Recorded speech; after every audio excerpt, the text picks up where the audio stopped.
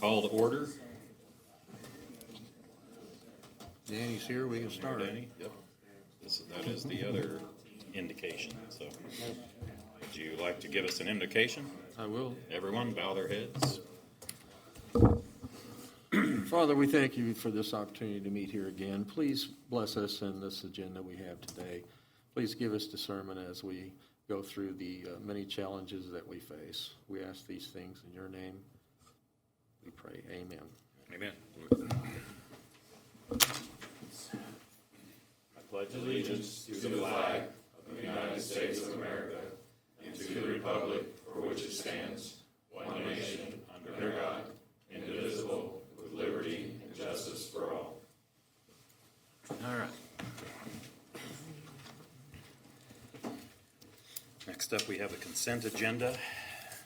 Minutes, payrolls, and claims for August. Do I hear a motion? I'll make a motion. I'll second. All those in favor? Aye.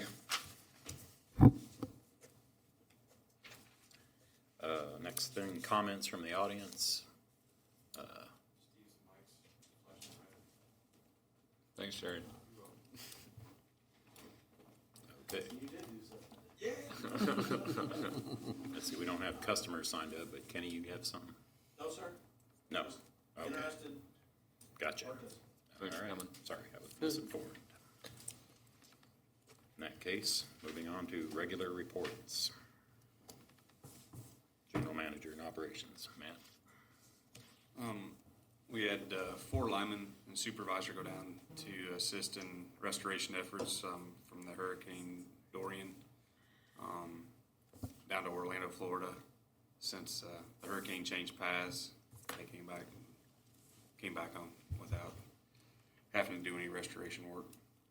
I just wondered if they were going to Carolina, but no.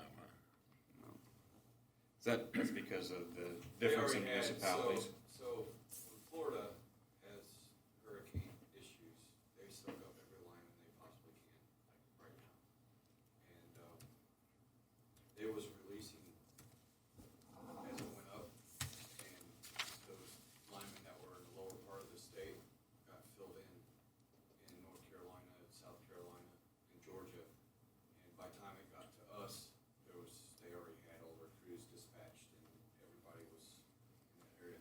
And our REC's big presence in that portion of the coast. So when we was driving back, there was hundreds of REC trucks driving there. Wow. That's good that they were down there in case, so. Sure. Public relations. We got Public Utilities Week coming up the week of October 7th. Right now, the events on the schedule are to do a stream team cleanup on that Monday, and then we've got 2 building projects that we're going to help a couple organizations with, and then 1 cemetery association that we're helping with removal of some storm damaged trees. So that's what's on the agenda for that.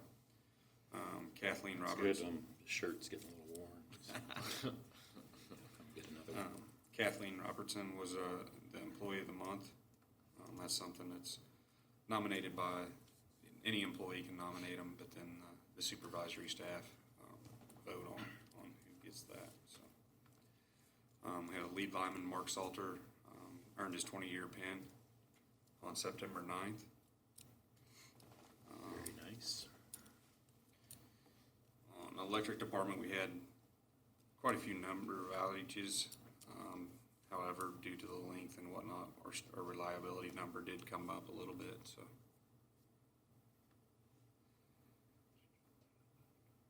I mean, I know you want to hit the 4 9s, but is it We've Just- had a rough year. unacceptable to be 99.986? It is. Wow. Okay. well, if you round it, you get 4 9s. I was 4 9s for 23 months straight. Wow. So Okay.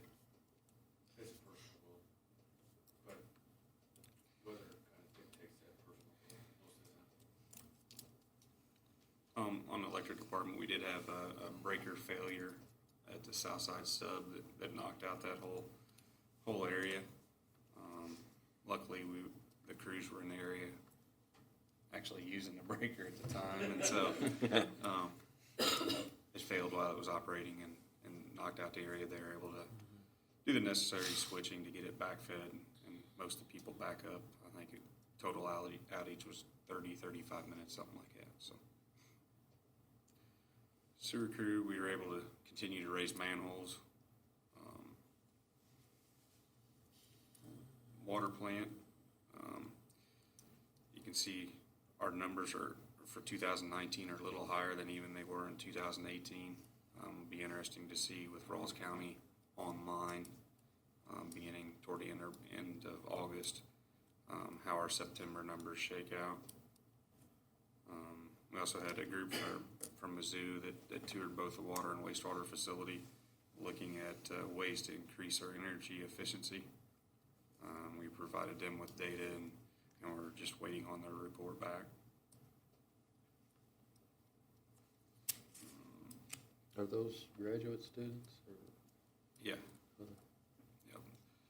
I can't remember the exact funding that they received, but they received some grant funding to help offset the cost, so it doesn't cost us anything at this point. So That's great.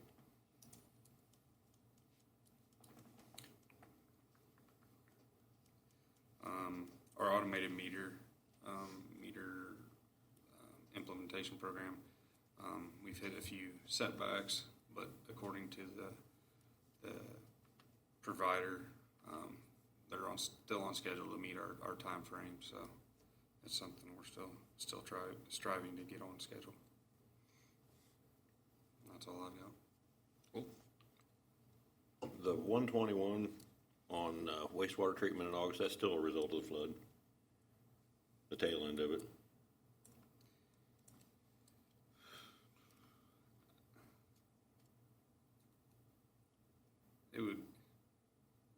I'd say, yeah, we'd have to have some. We've had some big rains that probably attributed to that too as well. So Okay.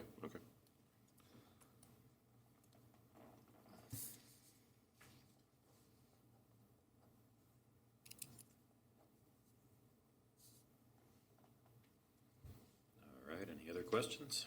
Sorry, spacing out here. All right, on to the financial report then.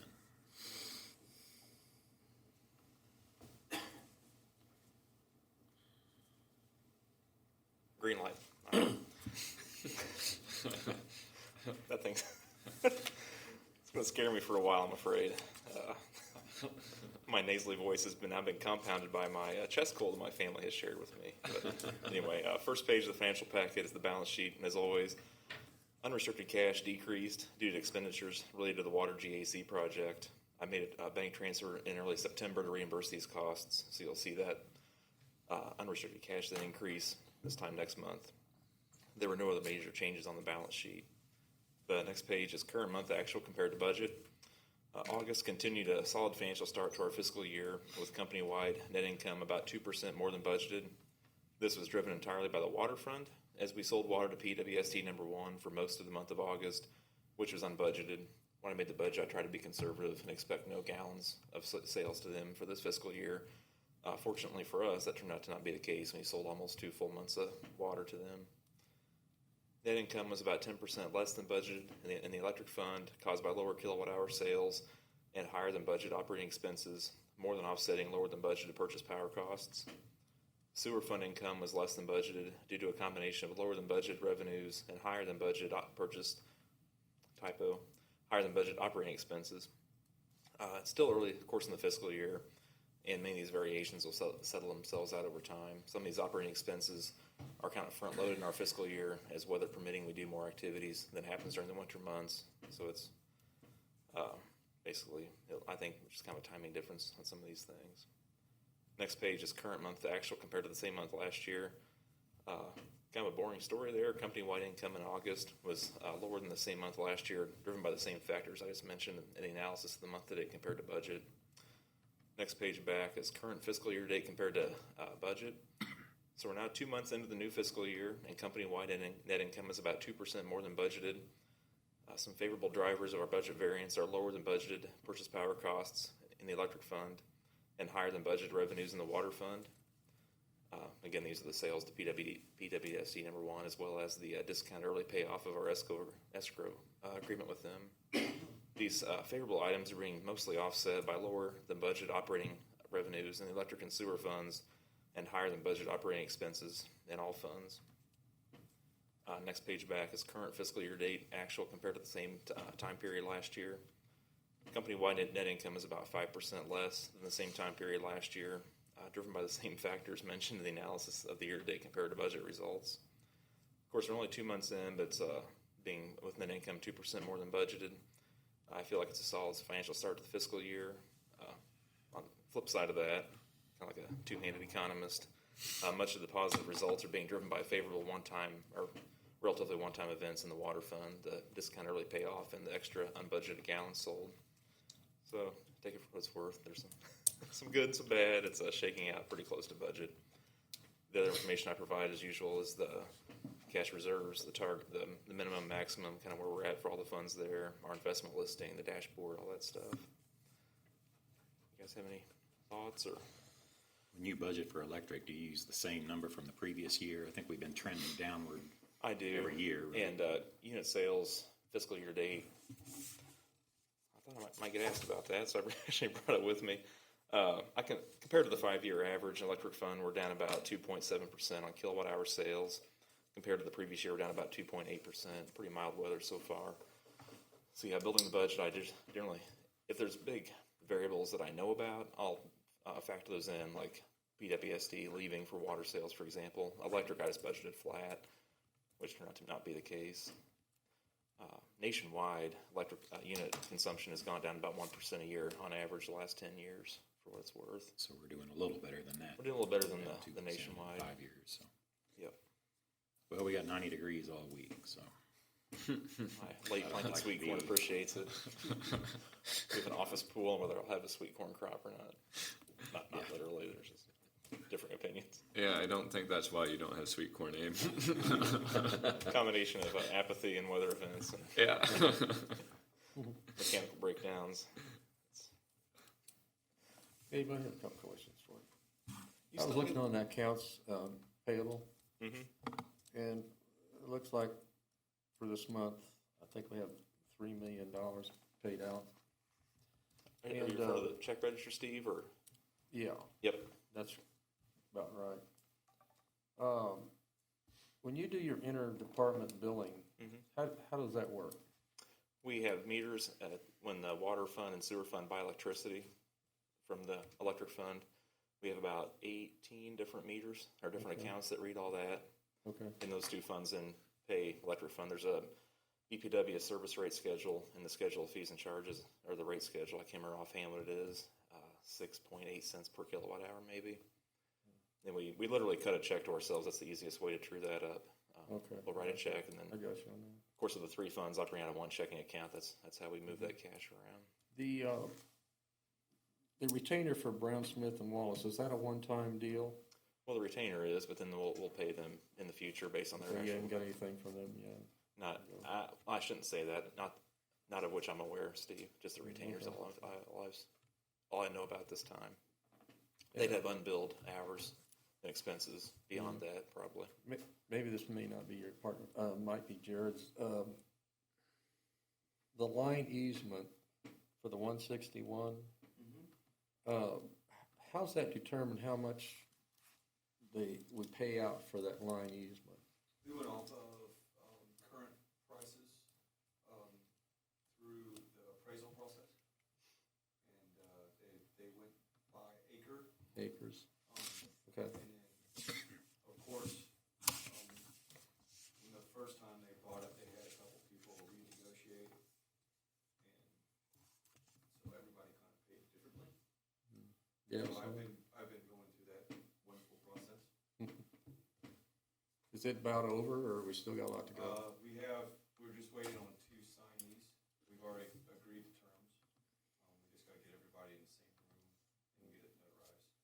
161 will be. We got the last one that his family actually lives out of state, and he was in state this Oh, okay, good, good. And we're still working on the lows, we're still waiting on, the Warriors. James and I have had some back and forth. We've got to, if I remember the last time, the last email, we have to do some,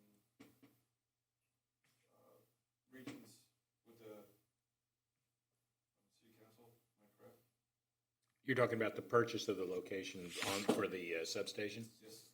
Yeah, because this council's going to go into title. Well, actually, we need them to respond to us and tell us that Lowe's needs to tell us that the contract I gave them is okay. We need a signed contract. That'll be 2 weeks.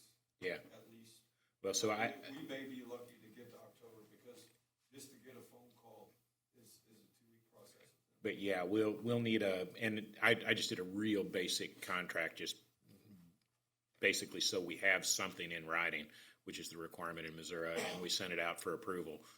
But once they approve it, then we've got to submit it to the council. We can do it by resolution. It doesn't have to be by ordinance, so it's a single reading. Ought to be fairly quick once they get it, but then our trick is, because of the guidelines, I've got to have it like the Tuesday the week before in order to get it on the agenda. So yeah, it may be the middle of October before we can get it on the agenda before the council.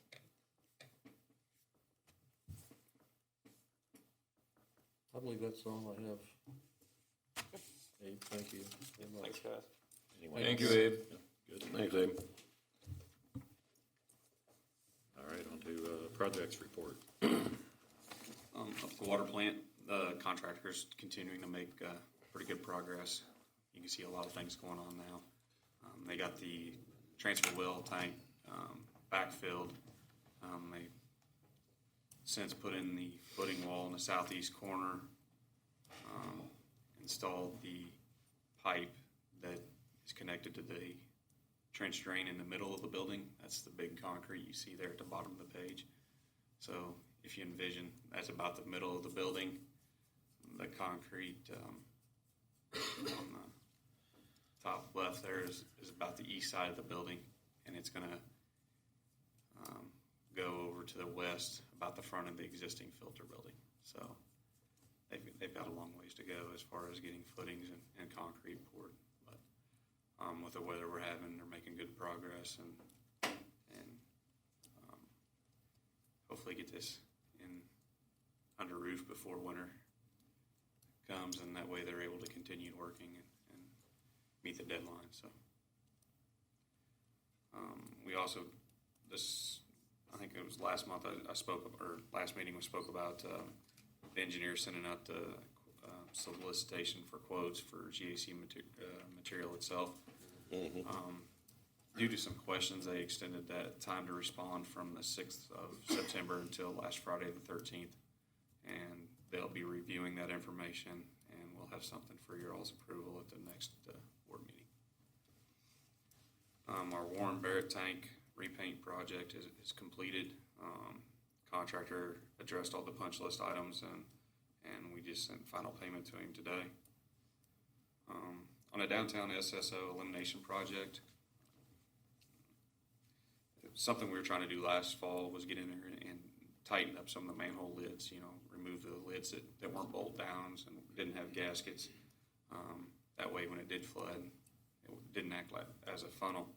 We were able to get in, and we did, in July, we did 11 manholes in the floodplain. We were able to do 6 more during the month of August. And we also started installing the new chimney sections that we'd poured in warehouse last January and been sitting behind the building since then. So we're making progress there. We also had a meeting. Those were outside of the flood wall? Yes. Okay. This is everything that's outside the flood wall. We through our GIS system, we were able to take the information we had there and prioritize on the lowest elevation manhole, the one that would flood first, and work our way up to approximately 30 feet, I think, is what we've got on our list. So we had a meeting here with MDNR. They had 4 people that came over and discussed the project, the progress that we've made on this project. Right now, we're able to not open the bypass or the constructed SSO until we get roughly 25 feet. that's a big improvement over what has been done in the past. Through talking with them, there's a point at which it becomes not feasible to chase it any longer. I mean, just the cost to benefit ratio is just not there. So they said that during our next reporting next report, if we could start providing them more information at some point in the future, we can say, hey, we've done everything that's feasible to do. The benefit of spending additional money in this area is of no benefit or diminishing benefit, and so they'd always like us to look at this area, but not necessarily close off that constructed SSO, because by having it there, we are still protecting the property of our downtown business owners. In the event that we do have a backup, at least we can relieve the sewer there and not in their basements. So that's something we'll be working on over the next couple months. Well, that's good news. Do you have more manholes to work on still? As part of this project? These 6 that you did? We done 12 or 13 already this month, and we're getting pretty close to being complete in that area. I see. So whatever it is, next flood, yeah, hopefully it'll be higher than 25. Yep.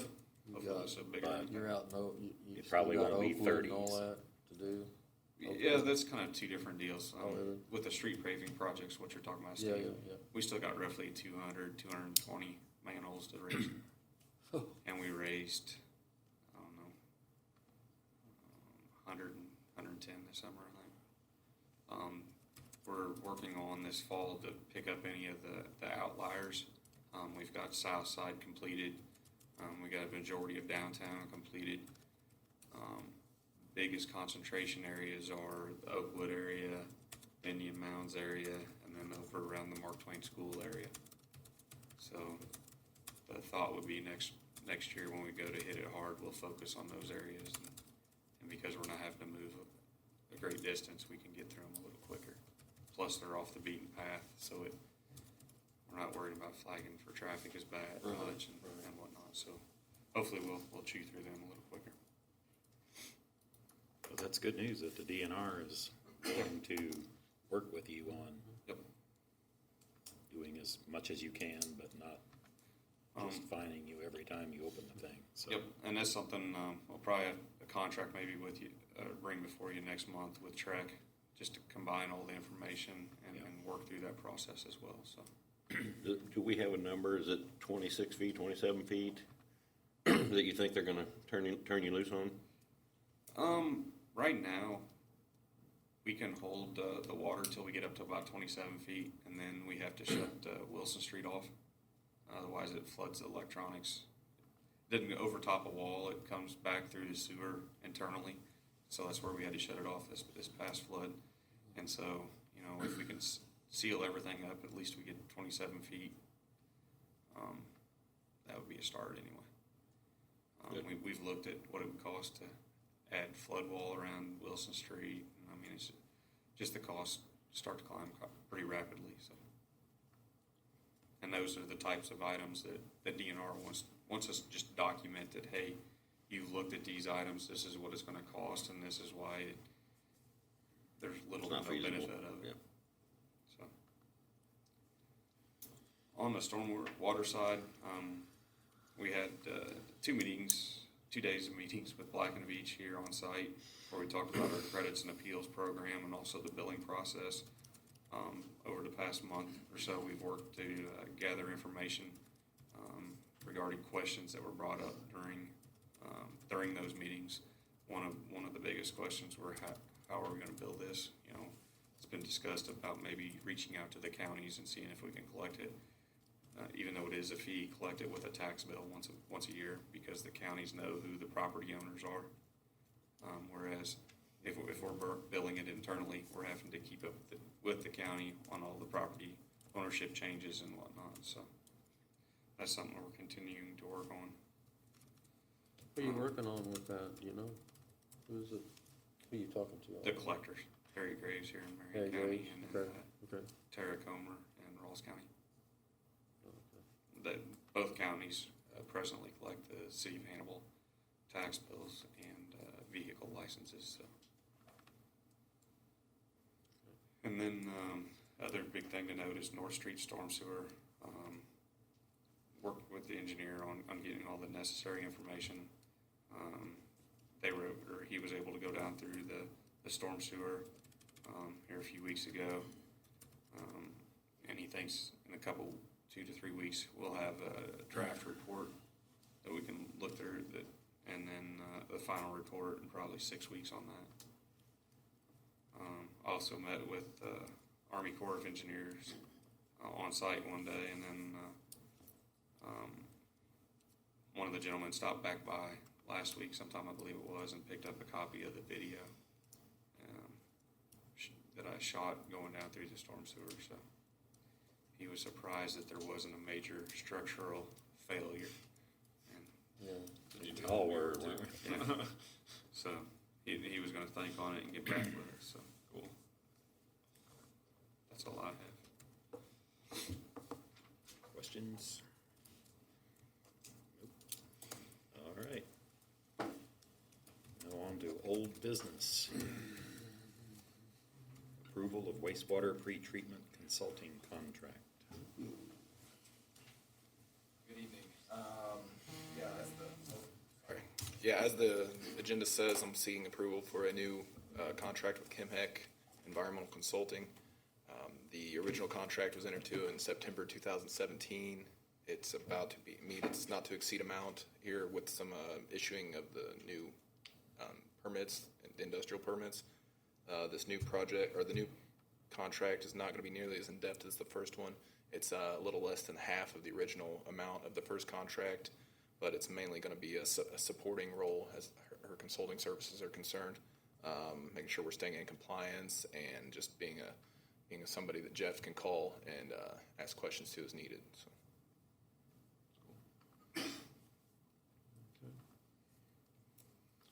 I take it Jeff does feel like he needs the Yeah, consulting absolutely. He feels that It's always his support he can get have from her. somebody to talk to. So Yep. Plus, she's involved with other communities too, so it gives us a good idea of what's going on out in the rest of the state and what's industrial loading of our wastewater system. $20,000 and it's $150 an hour. So that's pretty. Yeah, reasonable. the hourly rate went up a little bit, but she anticipates that just because of the change in the scope of the work, she will be able to stretch that out for quite a while too. So we need a motion to approve. Do I hear a motion? I'll make a motion to approve. I'll second. All those in favor? Aye. All right, thank you. Next up, Die Makers Tank Rehab Engineering Contract. Yeah, we originally had planned on doing Die Maker's tank and Warren Barrett tank back to back fiscal years, and taking advantage of some of the efficiencies of one set of specifications and bidding at one time. Once we got into doing that, I'm talking with the tower contractors and painting contractors. It just didn't seem like it was going to be feasible, so we split out the Warren Barrett tank and bid it itself. And this is just a contract that would allow us to go ahead and move forward, finalizing the documentation, so we can bid out the Die Maker's tank for rehab. It's the next one on the list. So. This is Miko doing the work. And Yep. Lump sum $3,500. Cheap enough? Yep. Any questions? If not, do I hear a motion to approve this? I'll make a motion. I'll second. Second. All those in favor? Aye. And then on to the reauthorization of a letter of credit. It doesn't cost us anything, so that's, Yes, the best news is yeah. Wanted to A point free that out amount. before you got to. So. something for free here. Put a little bit of background in there. This letter of credit basically guarantees our performance if we commence work on the stream bank mitigation work. Business Park preliminary design calls for destroying some stream bank habitat to make the stormwater detention lake. Going into this mitigation, I think predates everybody on the board presently, but we have not yet commenced the work. We are still in the window to do that. Of course, we will commence that work if there is development at the business park that requires a stormwater detention lake to be built. So it's a really circular reference here of who's on first. In any case, we're in the window of opportunity to complete the work. This letter of credit would be to the benefit of the Corps of Engineers and guarantees that we will do the work once we start down that path. There's no fee for this letter of credit. It's simply renewal. I'm just asking for the board to authorize Lenny to sign the letter of credit with our bank to renew that at this time. Have we not done any of the mitigation stuff? So it's all just planned out and we know where it is and they measured the number of feet. Yep. It's all been designed. Terra Technologies laid out the areas around town, the stuff to be planted, all that kind of stuff. It's I thought some of it. shovel ready. Okay. Any questions? Do I hear a motion to approve? I'll make a motion. For me to sign this. All those in favor? Aye. Thank you. Thank you. Corey, are you working on clients to give us a reason to build the lake? Absolutely. Thank you. Thank you, Abe. If they want to put their own stormwater in. But, okay, on to new business. First up, U.S. Cellular Agreement. A couple months ago, you approved a pole attachment agreement that was used with the cable companies and telephone companies. The cellular telephone companies, they have to use a separate agreement. And so this is one that U.S. Cellular had provided, and we looked through regarding attachment of their equipment to our poles. And you want to explain how this is going to work? They got 15 sites in town. They're kind of setting up for 5G on top of kind of helping in their, I guess their signal strength throughout town. And what we're going to do is we're going to set the poles so all the make ready, all that stuff is going to be charged to them at 100%. They'll pay for concrete work and anything that needs to be done, wire. And then what will end up happening is they'll end up attaching their stuff. We will own the pole, retain the ownership of the pole, and then charge them an attachment fee like we do everybody else. And if the pole gets hit by somebody, we're responsible to replace the pole like normal, go through that process of charging the person for pole replacement, and then they'll come down and take their equipment off of it. If it's still usable, they'll put it back up. If it's not, then they'll rebuild it and go through that whole insurance rigmarole right around that we get to do quite often. Jared, just out of curiosity, are these things they're putting up supposed to eventually phase out the big towers, or are they to aid the towers? Or? That's a good question, because they was gonna put one up here by Lowe's, and they own the tower behind it. Oh. And then they decided to change their thought process and put it on the tower. So it's kind of, I think it's a mandate from on top down to start improving signal strength. Okay. And then getting these attachments so that when they want to roll out their 5G network, that they have 5G network capabilities. Something about 5G is that a lot of people don't know is it's got to be, the antenna's got to be a lot closer. Okay. So their current 3, 4G setups, they're going to have to go throughout all these towns and start putting these repeaters, as you would, throughout town and they have to hit the fiber, and they have to do all the fiber work and stuff on each one of these attachments. So they're quite literally coming to a neighborhood near you. They are Cool. about shoebox size, Okay. but it's largely driven by terrain and building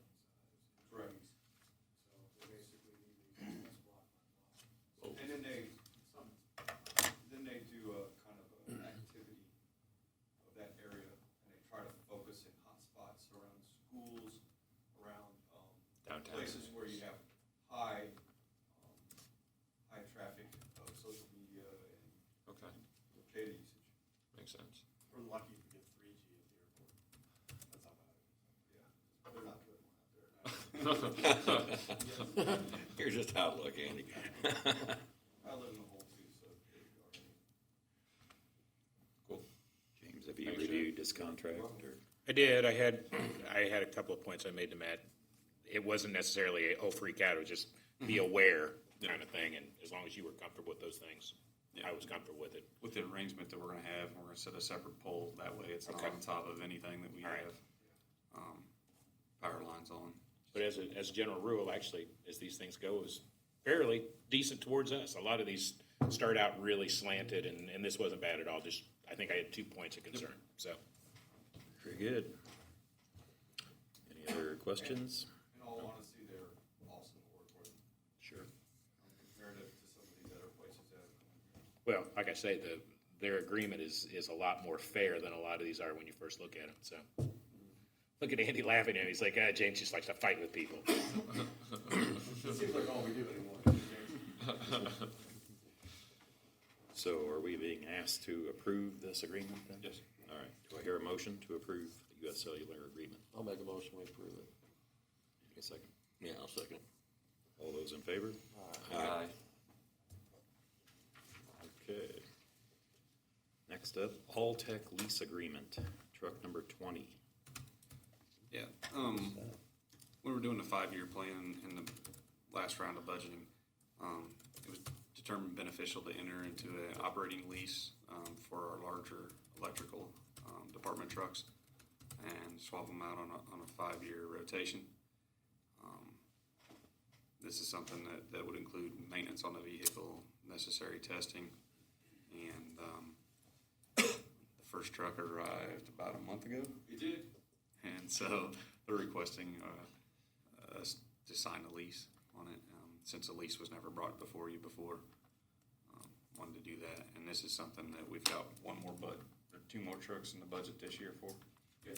So, Total of 3 trucks in, right? yeah, It'll be a total of 5 trucks once the whole lease program goes through. Oh, okay. So it'll be another truck next year and then the following truck the following year. So these 3 will all come due again at the same time? We're You trying didn't want to spread stagger out them, or? so that we get a Okay. truck Yeah, year type thing. right. It's, me and Abe have been doing these numbers for about 10 years now. No, Okay. 7 years now on a lease agreement. They're fully covered, covered warranty on a chassis and on the Altech portion of it. Cool. So, it kind of helps us out on maintenance, PMs and all that stuff. Total life cycle cost of ownership is very, very similar, slightly higher for the operating lease, but, better uptime, more consistent maintenance, no risk at the end as far as what we're gonna sell it for on a resale basis. Just hit the button and it goes back to the whole thing. Nice. Well, Jared, I think this has been on, like you said, this has been on your wish list for a long time, and I wouldn't say a wish list, this has been, I think, Neat. a good opportunity for the board to pursue. well, I appreciate that reframing of what I said. But no, it seems like a win-win. I mean, we get to offboard the responsibility of the maintenance and then concentrate our skill and expertise on the things that we're good at, which is providing utilities. Sure. So thanks for pursuing this this is all the way through. This is a safety issue, not just maintenance. I mean, just Well, fixing downtime things to on the break. truck and stuff like that also. But yeah, when somebody's in a bucket working on a Very much line, so. yeah, it's a little different than the super sucker that we talked about. It's like Sure. when that breaks, it's not necessarily quite the same problem. Although I was told I could lease one of them too, but no, I backed up on that. Okay, and the 15,000 mile per year allowance is plenty? I see 15,000 mile a year allowance, yes. mileage allowance per year on these leases. Okay, that was the only thing. Sorry to come out of left field with that, but I did notice that. I mean, whenever somebody leases a vehicle, that's the one thing you don't want to do is run over, because then that starts getting expensive fast, so. Am I doing the math right on this? 48,000 a year for a truck? Is that I right? don't know, $39.85 a month. So 4 times 12, 48,000. 47 and change, yeah. We budgeted a total around 80 or 85,000 for equipment rental and distribution for this year. Bucket trucks are all about hours, not miles. You might drive it 2 miles and it's sitting in one spot all day and work and bring it back. It's all about the hours. You take the hours on a truck and you multiply that by 4 and you'll get the miles on the motor. Okay. 2,000 working hours in a year, roughly 80,000 vehicle miles. Well into the 15 cap. Gotcha. Okay. I still think it's worth it. I do too. Well, I think we'd already agreed to do it. Well, we can All always tech buy would it have a outright. problem. Right, right, Sure. right. And I suppose there are provisions that would allow you to do that at the end of the lease, right? I would say yes, I think so. Not that it would be a good idea, but I It mean, wouldn't be. Kind of defeats the purpose of being in the lease program. right, yeah, Yeah, it's a market value buyout at the end. yeah. And then you pay sales tax probably on that too, so. Not sales tax, but with us being tax exempt. Oh, okay, It'd be some that's kind right. of Negotiated market value purchase price. Gotcha. Okay, any other questions? Do I hear a motion to approve this lease? I'll make a motion to approve the lease. Okay, a second? I will second. Okay, all those in favor? Aye. No. All right. I guess we can't do these, we'll do them separately. Next up is MAMU representative approval. Yeah. Last week, attending a meeting down in MPUA, found out that both Heath and Abe were named specifically as our director and alternate director on this board. And Delegate, Matt, I think is the delegate. yeah, I can, on the next one as director.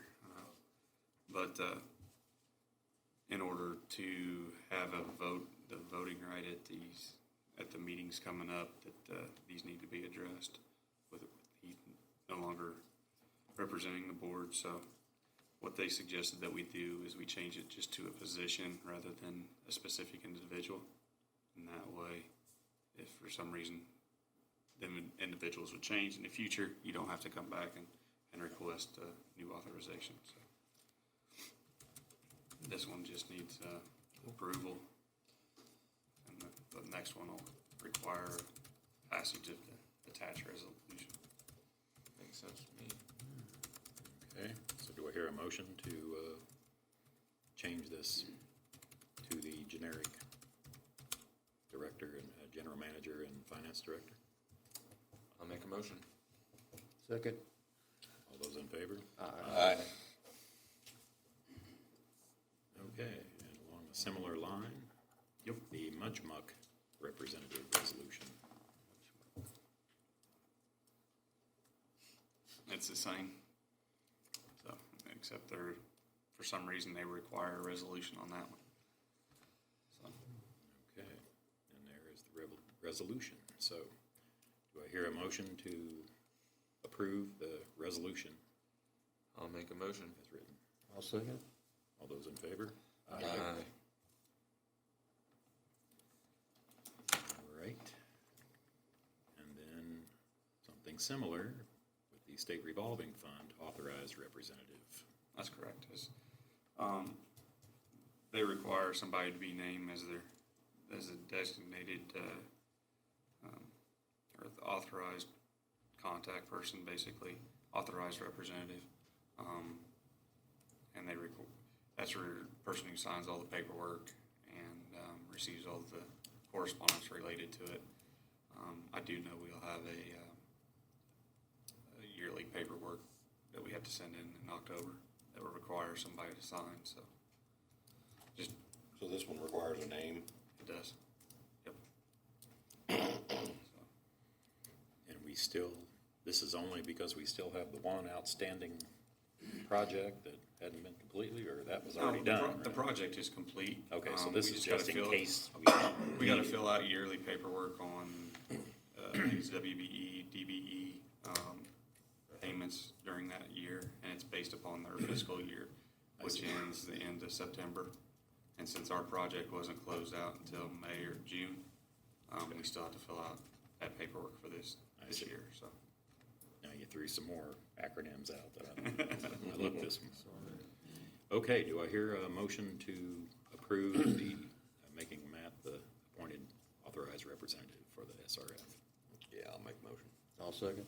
All those in favor? Aye.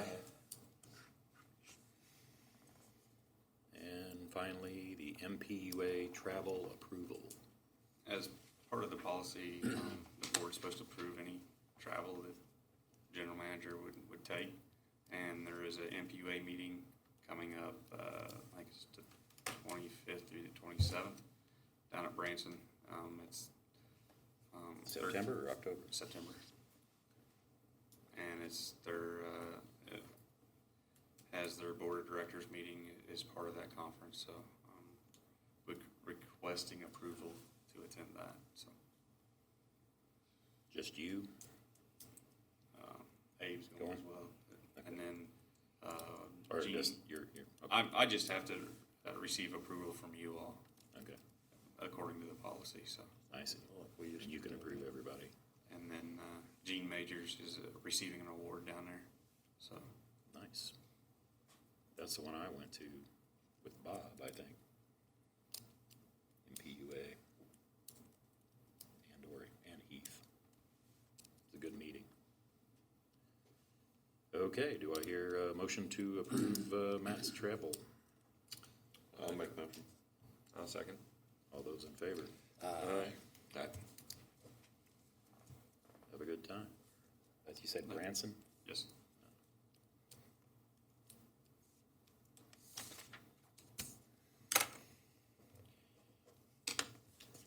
Next up, comments from city attorney. I don't have anything extra. Got any more comments? Nothing extra. Okay. Finally, general discussion. I do have two items. Okay. One of them is something I'd sent out to you all regarding MPUA tour of Prairie State Energy Campus on October 17th. So if you're interested, just please let me know. You got my email, right? I did. It's going to the mine and all that. What was that date again? 17th of October. I thought that's what it was, yeah. It's a long drive, but it is an amazing set of machines at that place, and going underground is a pretty hairy experience. I'd been underground at Continental. They had 70 feet roofs. Mm-hmm. This is 9. Oh. And you go several miles underground, so, but Yeah, if you're interested in going, just let me know by the end of the month. That way we can make travel arrangements and whatnot. So. it has the most bells and whistles of any coal-fired plant in the United States. Every pollution control device they could make them put on there, they did. So, and they're talking about doing carbon capture now, so, which is pretty exciting. The other thing I got is the HBPW legislative rally is in Washington, D.C. It's February 24th through the 26th. It's something that's been attended in the past, and I believe hotels fill up quickly on that. And so just something to think about. Just wanted to put that out there. So that's all I've got. Great. Thank you.